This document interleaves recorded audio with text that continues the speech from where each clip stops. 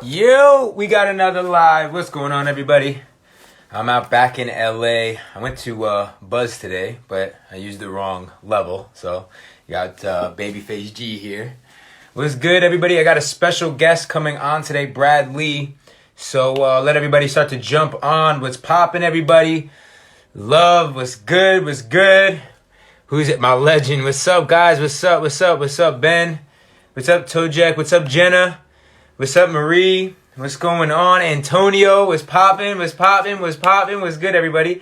Drop where you guys are coming in from. I got a guest coming on here. Someone that I really admire as an entrepreneur, as a businessman. He has a new book coming out, which is super exciting. Lessons he's learned the hard way so that you don't have to learn them. And this guy has built a multiple eight-figure business. He is a super, super powerful leader. So I'm going to bring him on, guys, and we're going to dive in for 30 minutes. So, guys, as you guys know, comment your questions, and I'll bring them up, but then I'll just dive in with him, all right? So here we go. I'm going to bring him on now. My man, Brad Lee. I've been wanting to connect with this guy for a... So, let's see here. What's going on, everybody? How you guys feeling? How you guys starting off your week? Comment one word to describe the start of your week. Drop a comment. Let me know how you guys are starting off your week. Is it powerful? Are you guys surviving? Are you struggling? Are you thriving? Where are you guys at right now? And let's see if Brad is able to jump on here. Here we go. Yeah, my man, Brad. What's good, homie? How you doing? What's up? What's happening, Gerard? Good to see you, man. Good to finally connect. I know we have a lot of mutual friends, and I appreciate you taking some time to jump on and join communities and chop it up a little bit, man. There's a lot that I can learn from you. You've been in the game a minute. You have a new book coming out that I saw, lessons you've learned the hard way so that we don't have to. And, my whole life, man, I owe a lot to my mentors in life. I've gotten to where I am today because I've been able to surround myself with leaders like yourself. So I appreciate you taking some time, man, just so I can kind of learn from you and just kind of hear some of these lessons. But I appreciate it, bro. Thanks for taking some time. Dude, likewise. That's why I joined. I want to learn from you. You're killing the game. Right. Nice, bro. Nice. Thank you, homie. I appreciate it. So where are you right now? Are you in Cali? Where are you living? No, right now I'm in Las Vegas, Nevada. Oh, nice. Vegas. Now I have someone to come and see. I think I'm going to be coming to Vegas not too long. One of my best friends from high school is planning his bachelor party. He's throwing out Vegas. I haven't been out there in a minute, so now it gives me a reason to come and see you. Absolutely. So I'm curious. I want to just hear a little bit about, you've been in the game for a minute. You scaled Lightspeed, and even before Lightspeed, I'm just curious, how that idea came to fruition. It seems like you were in sales prior to that, crushing sales, and then what led you to then starting Lightspeed?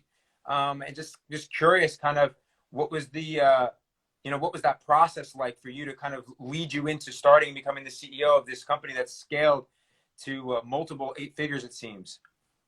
Well, ironically, it was kind of by accident. They always say the best way to get what you want is to help others get what they want. Zig Ziglar said that. Yeah. Well, I never really knew what that meant. And up till about 30 years old, man, I was all about myself. I just wanted to make money. And if I sold you something, even though it might have helped you, I was all about getting the commission. It was all about me. I pretended it was to help other people, but there was no authenticity with that. So at about 30 years old, I was running a sales team, and I saw this hard-working kid in the back. And so I took him out of the back. He was making minimum wage, busting his ass, hardest worker ever. They always say, all you got to do is work hard, which is a total fallacy. I mean, at the end of the day, the hardest working people are usually the brokest, if you think about it. So at the end of the day, I mean, when I say hard work, I mean back breaking labor. But so I bring this guy up. He's got a wife, couple of kids. His life was fine, but just very, without means. But he was a really good guy, dude, into the church. He was just a good dude. So I got to know him, and I brought him out front, and I said, man, let me help you learn to make money. So he didn't think he could. He was an introvert, so I had already had a lot of experience training salespeople because I ran sales teams and made sales managers and salespeople left and right. So to me, it wasn't anything. But when I saw the result, about 2 or 3 months later, he was making 10, 15 grand a month. his whole life changed. He started donating. He started, doing all kinds of cool things with the money. And I thought, man, I want to do this for a living. I'm going to quit my job and I'm going to start helping people learn how to make money. So I authentically wanted just to help people make money. So I quit. So when I quit my job, I went out on the road to train people. Now, when I started, I had illusions of grandeur. I thought, man, since I could do it so well here, it's just going to be a natural. So after I started doing it, I realized that live training isn't as effective as people think it is. There was 4 key ingredients that I was missing in my new business that I inadvertently was doing at the old business. And there were 4 things: good content, repetition, practice, and accountability. Most companies fail to deliver one or all of those. Some companies don't train at all, but the other ones that do train, they're not really training. They're exposing people to information and expecting them to learn it. And learning requires repetition, practice, and accountability. So once I realized this, I developed the technology Lightspeed for myself, and it worked so well. People started learning and loving it. And so then I just hit a block wall, and I ran into bigger names and bigger people and bigger budgets. And I thought to myself, I can either try and compete with these guys, or a better idea might be to collaborate with these guys. So I went to them, showed them my technology, said, let me take my face and name off of it, put your face and name on it, and then you can help train people better, not to mention create recurring revenue and help a lot of businesses. So they started signing up by the dozens. Tony Robbins, Grant Cardone, Zig Ziglar, Damon John. I mean, the list goes on. And people are like, damn, dude, you do business with all those people? And it's mainly because I accidentally developed it to solve my problems. And in doing so, I solved a lot of other people's problems. But to make a long story short, Gerard, I thought up the idea because I authentically wanted to help other people. If I never changed that perspective, I would probably still be running a car dealership or some sales team somewhere, making, a couple $100,000 or less, being a selfish prick. Wow. Powerful story. All the ideas that I've, created that have really become successful is because I started off looking to solve a problem that I was facing myself. And then I took it a step further and really made sure to just solve it for a bigger demographic. And the fact that you solved this problem for yourself, and then you ended up saying to yourself, well, let me actually, instead of competing, let me actually provide this as a solution for all of these leaders. I mean, I'm inspired. I want to learn more about Lightspeed because, now I'm at the point in my life where I've gone from being the mentee to the mentor. I'm at a point now in my life where, I don't know if you've ever read the book, The Second Mountain. Have you ever read that book? By a guy named David Brooks. I highly recommend it, Brad. I'd love to get some books that you recommend.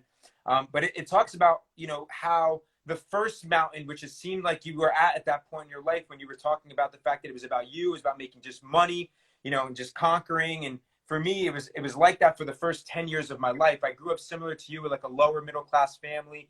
My mom and dad, I saw my mom working at a supermarket 7 days a week. And for me, it was always about making money in the beginning because I wasn't the smart kid growing up. I wasn't the best at sports. And so for the first 10 years, from 18 to about close to 30 years old, it was all about making money, proving myself to the world. And I was good at it. The hustle worked, I was a person that would work till 3, 4 in the morning. I was a hustler. I was great at leading a team and helping a lot of young people to be able to become the best version of themselves and understand their roles on the team and understand a big mission.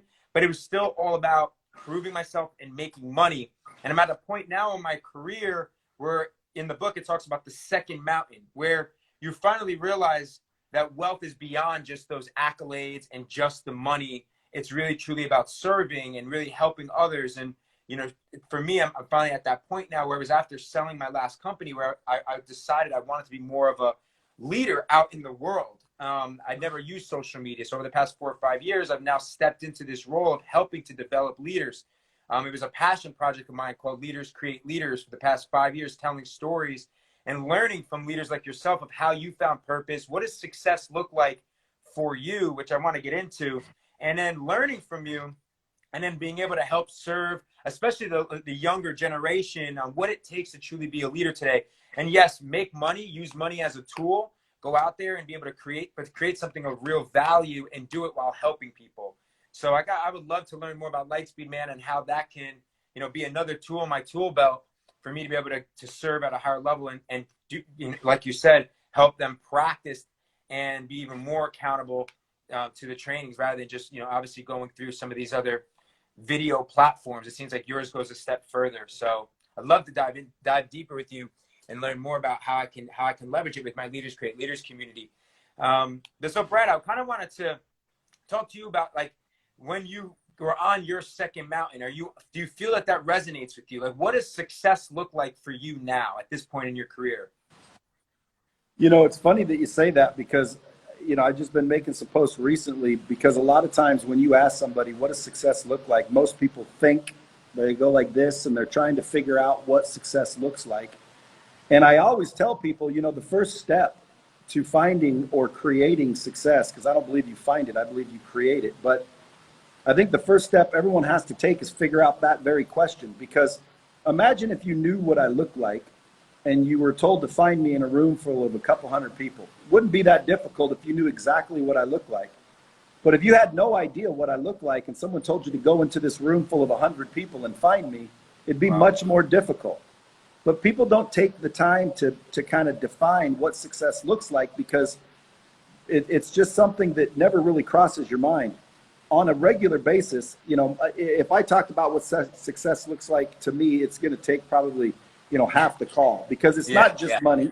It's not just money. You know, obviously, I want to find success in multiple areas. In order for me to find success, quote unquote success, you know, money's definitely a part of it. But it's a number of things. And people always ask, Brad, you know, I'm this age and I'm out kicking ass. Like, tell me what's the key to success? And I always say there is no key. It's a combination, and everybody has their own. Fire. So if you're like, if I'm trying to go after what Gerard thinks is successful, I might accidentally find it. It'll be much harder. But when I do find it, all of a sudden I'm not fulfilled. I don't feel very good. And I'm thinking, man, this isn't all what it's cracked up to be. I guess those people that said money can't buy happiness were right. When in reality, that's not what happened. What happened was I went after the idea of success that somebody else gave me. Yeah. So in order to find success or create success, you have to first define it, and don't define it on what other people believe. Define it on what you believe. I know there's people that literally look at me and think, you know, I'm screwing up $1 billion opportunity. And then there's other people that think, wow, man, you know, 8 figures, holy crap. Like, dude, you must be killing it.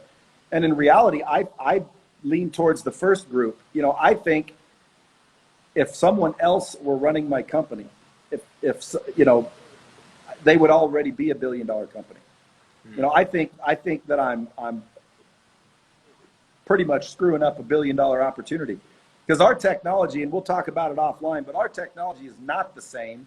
Number one, we damn near invented the game. 20 years ago, the internet just came out. I was one of the first ones online with a course and a training system. We've been doing this for 20-something years. Most systems are designed to host your video and let people pay to see it. Ours is designed to actually learn what's inside. So there's built-in repetition, tracking, practice, role play, things like that. But ultimately, man, success to me, I want to have an impact on other people. I think I think at the end of the day, it's not going to be about how much money you had. I mean, look at Bill Gates right now, dude. Yeah. The whole world, not the whole Warren world. Buffett, right? Warren Buffett too. I mean, not Warren. No, not Warren Buffett, because right now everyone loves Warren Buffett. But bring up the name Bill Gates, dude. He's getting death threats because he wants to vaccinate everybody. You know, right now Bill Gates is not a popular guy, and he's got billions. Well, dude, I don't want to be like that. I don't want billions of dollars and everybody hate me. And when I die, everybody says I tried to screw up the world. Yeah. My idea of success includes how much impact I make. Yeah. What's yours? I think, you know, I love the fact that you talked about, guys. I mean, looking at it from a combination and not a key, because for me, it is different areas of my life. You know, for me, for instance, success for me is to build a family. I want to be a father. You know, I haven't accomplished that yet. So for me, it's like I want to, you know, my father always told me that a man isn't truly a man unless he takes care of his family.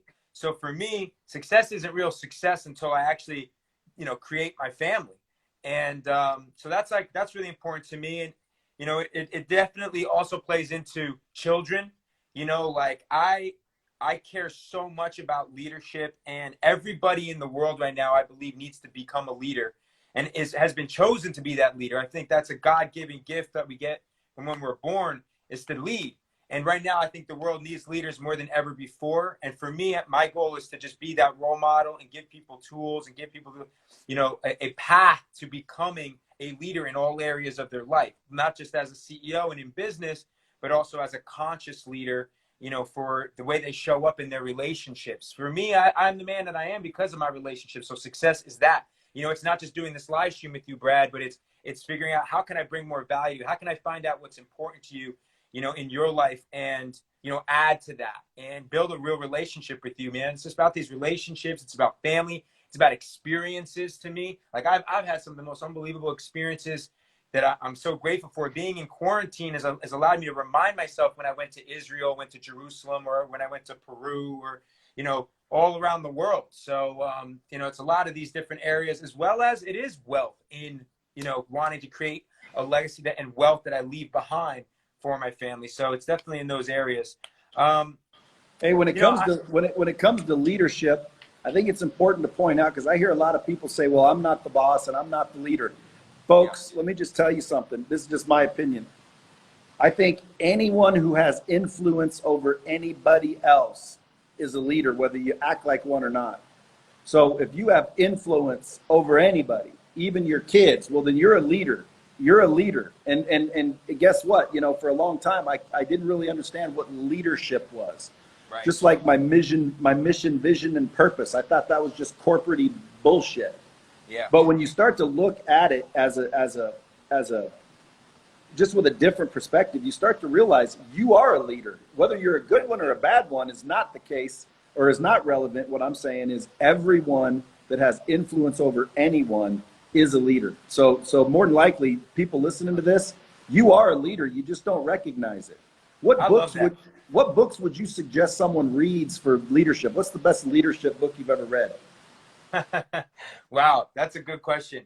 Wow. How You know, about one that I extreme? give every one of my clients is called The 15 Commitments of Conscious Leadership. It's a book that I give to every single one of my clients. It's kind of like Principles, which is another great one, I think, around leadership, you know, but it gives you these like foundational principles. For instance, of like one of the commitments in the book talks about integrity, and really goes into what does integrity really mean. You know, it's a core value that most of us, we you know, we all relate to. I know that was something that was brought to me at a young age, but how do you make sure that like everything you do is congruent with, you know, doing what you say you're going to do in the world, and everything that's like internal, being able to like everything that you truly believe in internally, you're willing to go after externally and create externally, regardless if it's going to piss people off, right? And I think that's how you lead. You know, I see it from your brand as I'm looking through your videos. Like, you're not worried about what people think. You know, you're speaking truth, and it's about truth. How can you share your truth, regardless if it's going to piss people off, regardless if it's right or wrong? It's like, it's just the truth, and doing what you say you're going to do. And it goes into all these different commitments. Highly recommend that book. Well, you know why I do that? It's because, listen, I've learned a long time ago that if you're too afraid of the hate and the Yeah. judgment, then you're never going to find the love, and you're never going to find the tribe. So literally, people are so worried about what other people are going to think that they don't say anything. And when they don't Right. say anything, nobody really, it's just like white noise. It's just vanilla. Nobody really listens or doesn't listen. So people are afraid to make a statement because they're worried about what people think. I've seen people make posts on social media, and as soon as they get a few people talking shit, they delete it because they're Yeah. afraid of that hate. But the bottom Yeah. line is if you're too afraid of the hate, you'll never find the love. Number So, one, Brad, yeah, go ahead, go sorry. ahead. I'm sorry, this is your interview. Go ahead. Oh no, I just wanted to kind of dive a little deeper in that, actually, because, you know, one of the things that I'm really focusing on is helping a lot of business leaders that haven't really started to share their story, because they whatever fear they have of it's taking away time from just their business, or, you know, they feel like they correlate it to like the influencers, and they don't want to look like another guy, just another guy that's trying to, you know, that's narcissistic or trying to launch just courses. They've there's a lot of, I know business leaders that are holding back from like really sharing their lessons, which is what your new book is, the lessons that they've learned. And I would say, what would you say? What have you learned? When did that moment happen that you decided that you were going to start being a public figure as a leader, as a CEO, and actually start leveraging building a leadership brand through social media? Well, I didn't really decide to do it. It just kind of happened. Okay. You know, based on the people that I got to work with, you know, very early on, you know, I'm the one that basically showed Grant Cardone how to get his content online. Yeah. I'm the one that really kind of took him and invested and built his system and, you know, worked with him. So because Grant blew up and got a lot of publicity, you know, people were wondering, well, who's this guy? Yeah. Oh, they act alike, they talk alike, because we were hanging out a lot. Yeah.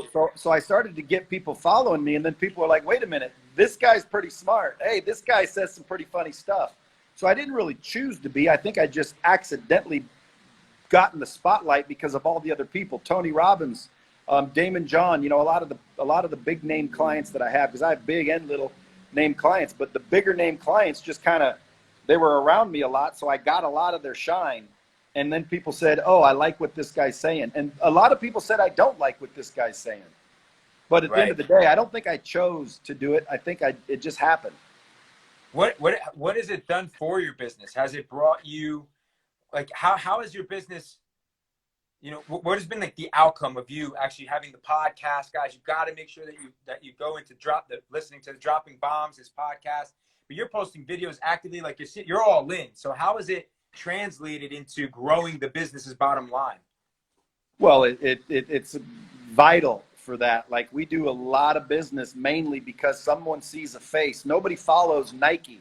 They follow Phil Knight. Nobody follows Apple. They follow Steve Jobs. Nobody follows Virgin. They follow Richard Branson. Right. So a lot of the companies, especially in my space, nobody knows anybody.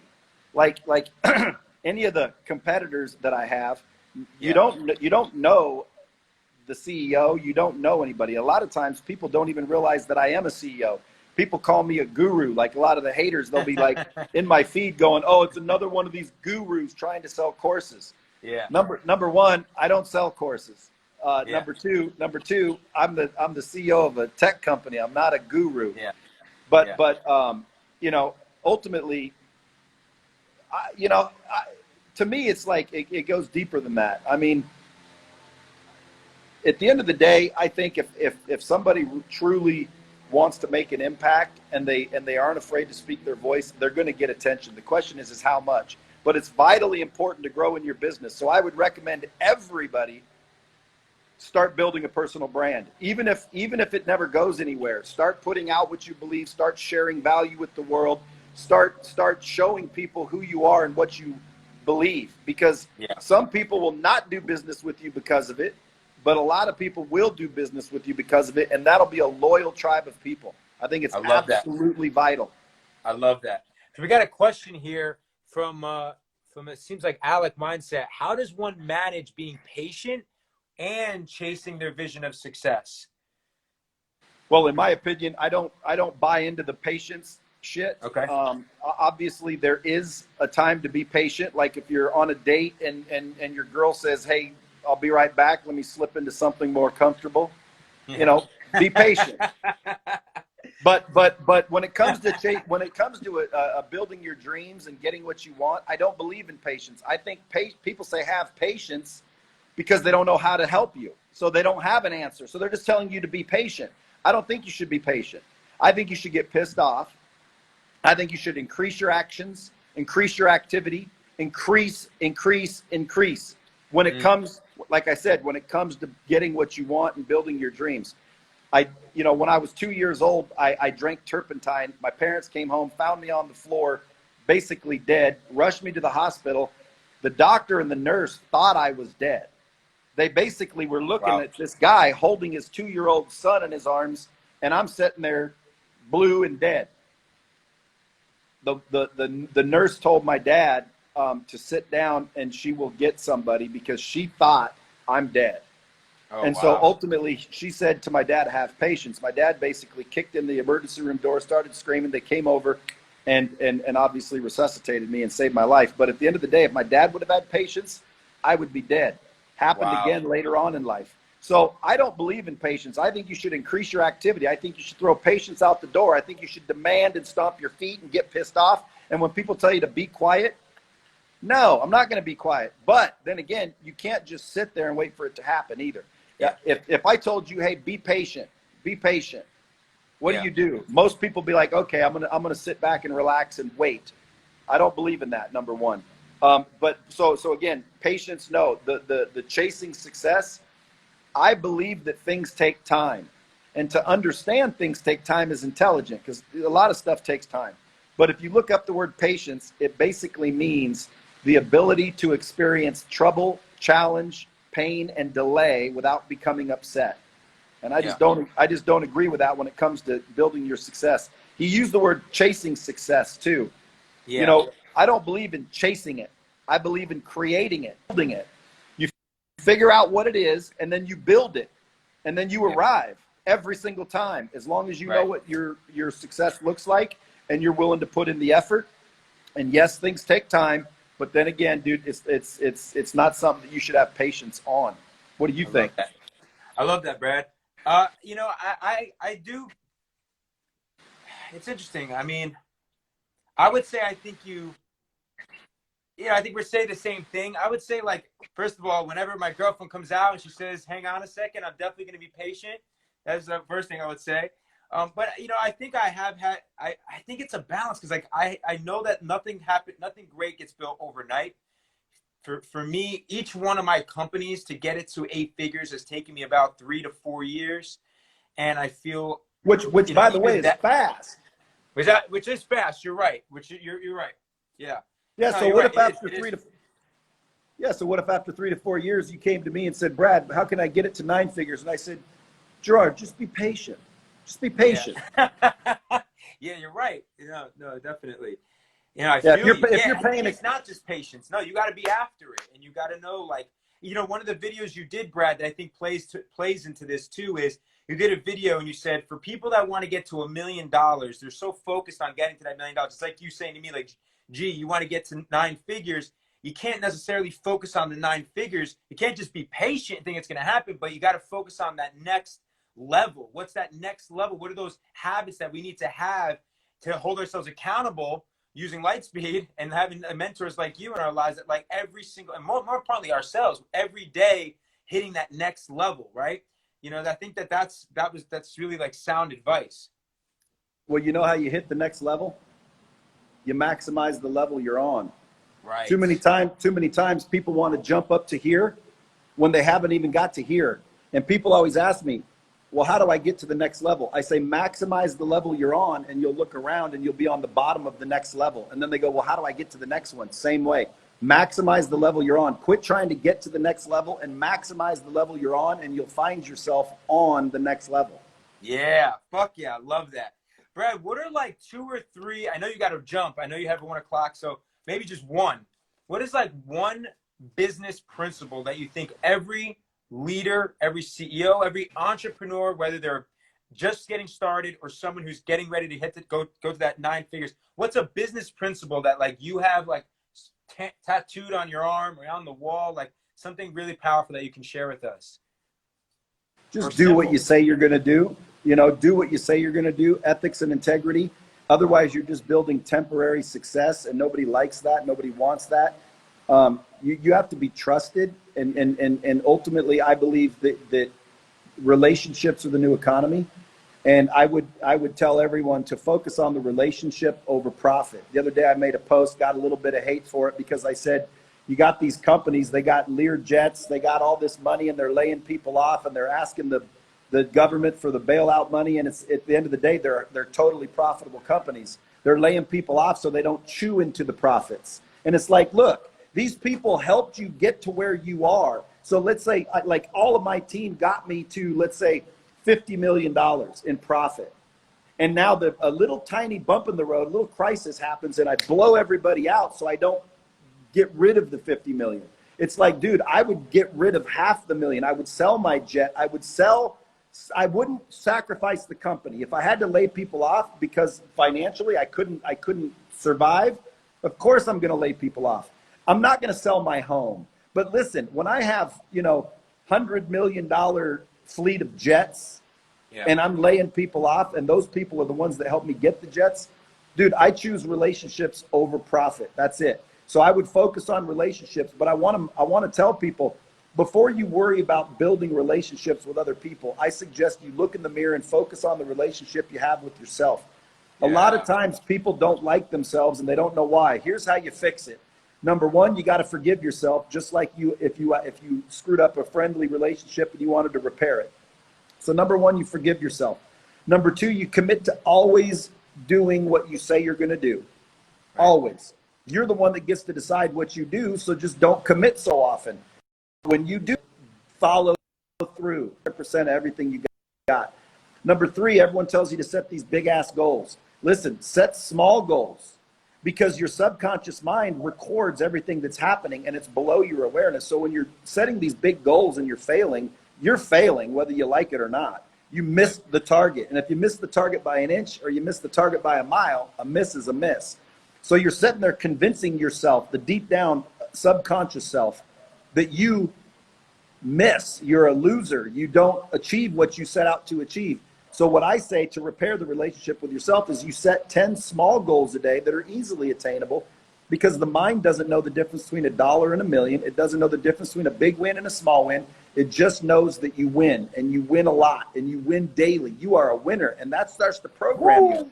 And then what happens is about 3 or 4 months into it, you start to sit up a little taller. You start to feel like you deserve a little more respect. You start to feel like, I deserve a little more money. I deserve a nicer house. I deserve better friends. I don't deserve this kind of treatment. And all of a sudden, step 4, people will start talking shit. Oh, Gerard, you too cool for us now? Oh, look at Gerard. You trying to better your life? Is that what you're doing, bro? You ain't doing shit, man. You're a freaking loser. Okay, your parents are losers. You're a loser. And all of a sudden these shit talkers, and they make themselves known, but we don't want to face it. We want to let them do it, and we want to listen to it and second guess ourselves, because our relationship with ourselves sucks. So you start weeding out the shit talkers. That's step 4. And then every single day, I want you to visualize where you want to be, what you're doing, who you're hanging out with, all of it. Visualize. There was they had this study where they had basketball players. One of them shot free throws and practiced. One of them didn't practice at all, and one of them just imagined practicing. The people that practiced improved 24%. The people that didn't practice improved nothing. The people that thought about practicing improved 23%. So essentially, your mind doesn't know the difference between real and imagination. So imagine and visualize where you are as you're already there. And then step 5, okay? Seek new information, folks, because if you want to change what you're getting, you got to change what you're doing. And if you want to change what you're doing, you have to change your behavior. And in order to change your behavior, you have to change your belief. Because the reason you do what you do is because you believe what you believe for whatever reason. So if you want to change what you're getting, change what you're doing. You want to change what you're doing, change what you believe. If you want to change what you believe, seek and find and take in new information. Have you ever changed your mind about something? If you have, it's because you got new information that made you see things differently. So if every day you do that, I'm telling you, within 3 to 6 months, man, you're going to freaking have an unbelievable relationship with yourself. And now you're ready to go out and find, attract, and nurture new relationships. One more thing is I call the $1 million morning. Listen, when we wake up in the morning, we start to think about the past, which causes depression. We start to think about the future, which causes anxiety. We're not grateful that we have life. Now, if I tell somebody, I'm going to give you $1 million, Gerard, for a while, everybody's pumped up. Everybody's excited. All their problems go away. It's like, holy crap, you're going to give me $1 million? Now, if I said I'm going to give you $1 million, but you can't wake up tomorrow, people are going to be like, well, that's absurd. I don't want the $1 million. I'd rather wake up. Okay, so what you're saying, what you're agreeing to, is open your eyes. It's worth more than $1 million handed to you. Just waking up is worth more than $1 million. So when you wake up every morning, the second you open your eyes, realize you just got a gift more valuable than $1 million. Have the same attitude, the same enthusiasm, as you do if you got $1 million. And then focus on 4 things. First thing in the morning, focus on 4 things. Number 1, your health, because without health, we are screwed. Okay. Number 2, relationships. Text 5 people something nice. It doesn't matter who they are. It will build the relationship. Trust me.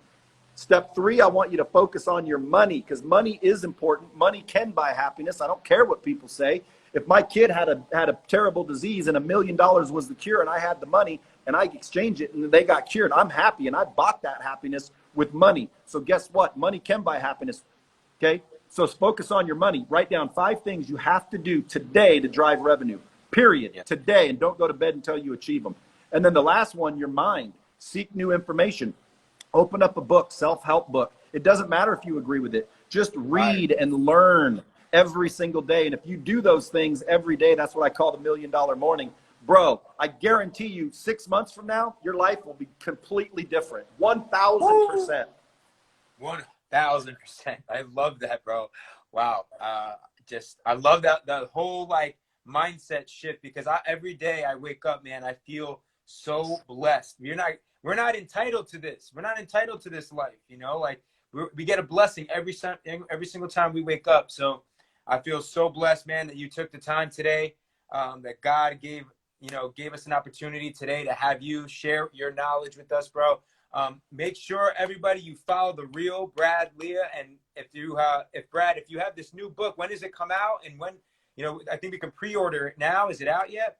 Yeah, you can pre-order it at bradlee.com. That's LEA. But the COVID kid got screwed up with this crisis, and so it's about a month behind.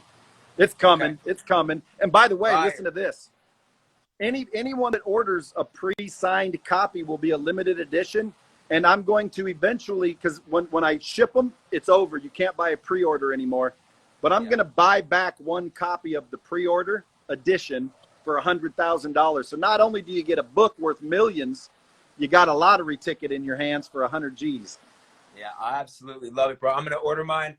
Definitely ordering mine today. And I can't wait to build our relationship, bro. Thank you so much for taking time today, homie. I really appreciate it. And I'll talk to you soon. Hey, thanks for having me, Gerard. Talk soon, buddy. See ya. Thanks, Brad.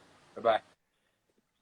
Woo, that was fire, guys. Absolutely fire. So man, I'm definitely going to have to rewatch this again. How can you start to incorporate all 4 of those things every single morning?